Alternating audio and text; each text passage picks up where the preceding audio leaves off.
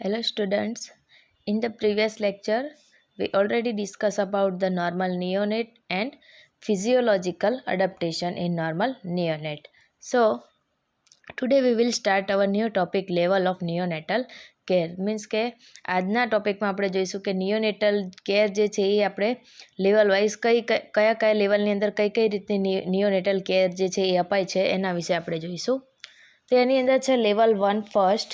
Basic neonatal care કે normal newborn nursery means કે level 1 જે છે એની અંદર બેઝિક નિયોનેટલ કેર તમે કઈ આપશો તો એની અંદર છે ફર્સ્ટ લેવલ 1A તો કે evaluation and postnatal care of healthy newborn infants and phototherapy means કે લેવલ 1A અંદર શું કરવાનું છે કે જે નોર્મલ નિયોનેટ જે છે એનું શું કરવાનું છે ઇવેલ્યુએશન કરવાનું છે અને પોસ્ટનેટલ કેર પ્રોવાઈડ કરવાની છે અને જરૂર જણાય તો ફોટોથેરાપી પ્રોવાઈડ કરવાની છે. Second is level 1B. Care for infants with corrected gestational age greater than 34 weeks or weight greater than 1,800 grams who have mild illness expected to resolve quickly or who are convalescing after intensive care. Means કે જેસ્ટેશનલ એજ જે infant જે છે એની જેસ્ટેશનલ એજની અંદર જો mild illness જોવા મળે તો એને શું કરવાની છે તાત્કાલિક રિસોલ્વ કરવાની છે. Next is ability to initiate and maintain intravenous access and medication means કે શું કરવાનું છે કે એને જો જરૂર જણાય તો તેને ઇન્ટ્રાવિનસ મેડિકેશન જે છે એ સ્ટાર્ટ કરવાની છે અને મેન્ટેન રાખવાની છે. The next is gauge feeding and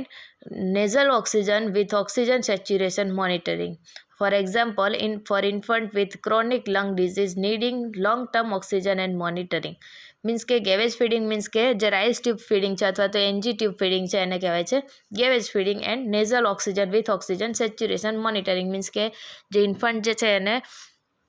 nasal ઓક્સિજનની જરૂર હોય તો તેને નેઝલ ઓક્સિજન અને ઓક્સિજન સેચ્યુરેશન જે છે એ સ્ટાર્ટ હોય તો એનું શું કરવાનું છે મોનિટરિંગ કરવાનું છે. અહીંયા આગળ તમને એક્ઝામ્પલ આપેલું છે કે લંગ ડિઝીઝવાળું હોય નોર્મલ લંગ ડિઝીઝવાળું નિયોનેટ પેશન્ટ હોય તો એને તમારે શું કરવાનું છે લોંગ ટાઈમ સુધી ઓક્સિજન જે છે એનું મોનિટરિંગ તમારે કરવાનું છે. ધ લેવલ 2 છે એની અંદર છે હાઈ ડિપેન્ડન્સી નિયોનેટલ કેર અથવા તો special care newborn nursery means કે લેવલ 2ની અંદર high dependency neonatal care provide કરવામાં આવે છે. એમાં છે level 2A care of infant with corrected gestational age of 32 weeks or greater or a weight of 1,500 grams or greater who are moderately ill with problems expected to resolve quickly or who are convalescing after intensive care. Means કે level 2A અંદર જેની જેસ્ટેશનલ એજ કેટલી હશે 32 weeks અને weight કેટલું હશે 1,500 grams. એમાં જો મોડરેટલી ઇલ પેશન્ટ દેખાય તો તેને શું કરવાનું છે તેની પ્રોબ્લેમ્સને તરત રિસોલ્વ કરવાની છે અને કેર પ્રોવાઈડ કરવાની છે. Peripheral intravenous infusion and possibly parenteral nutrition for a limited duration means કે એની અંદર શું કરવાનું છે કે ઇન્ટ્રાવિનસ ઇન્ફ્યુઝન જે છે એ સ્ટાર્ટ રાખવાનું છે અને પોસિબલ શું કરવાનું છે પેરેન્ટલ ન્યુટ્રિશન જે છે એ લિમિટેડ ડ્યુરેશનમાં પ્રોવાઈડ કરવાનું છે. Resuscitation and stabilization of ill infant before transfer to an appropriate care facility and nasal oxygen with oxygen saturation monitoring. Means કે જો પેશન્ટ જે છે એને રિસસિટેશન જ્યાં સુધી એને કમ્પ્લીટ એપ્રોપ્રિએટ કેર ફેસિલિટી ના મળે ત્યાં સુધી જો જરૂરિયાત જણાય તો રિસસિટેશન અને સ્ટેબિલાઇઝેશન એ શું રાખવાનું છે સ્ટાર્ટ રાખવાનું છે અને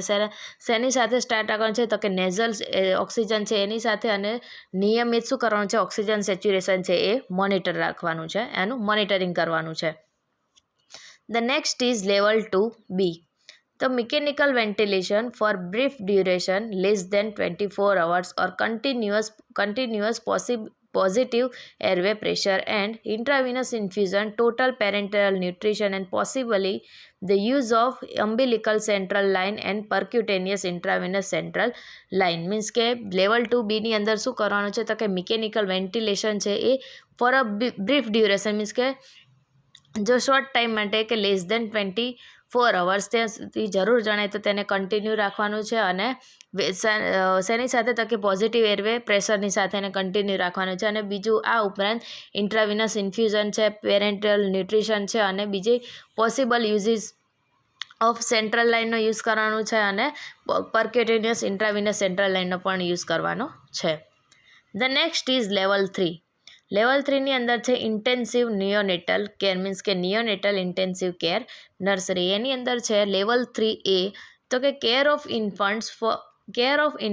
of all gestational age and weight, means કે જે જેસ્ટેશનલ એજના જે નિયોનેટલ છે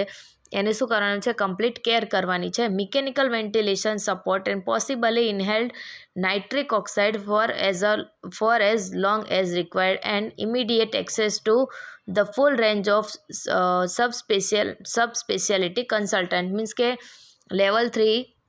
એની અંદર શું કરવાનું છે, તો કે મિકેનિકલ વેન્ટિલેશનને શું કરવાનું છે, સપોર્ટ કરવાનું છે, અને પોસિબલી ઇનહેલ્ડ નાઇટ્રિક ઓક્સાઇડને શું કરવાનું છે, એનું ઇન્હાલેશન કરાવવાનું છે, અને ઇમિડિયેટ એક્સેસ ટુ ધ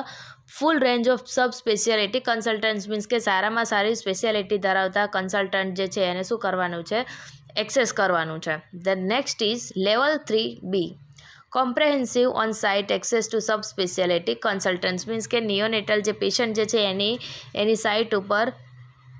બીજા સબસ્પેશિયાલિટી કન્સલ્ટન્ટ હોવા પણ જરૂરી છે.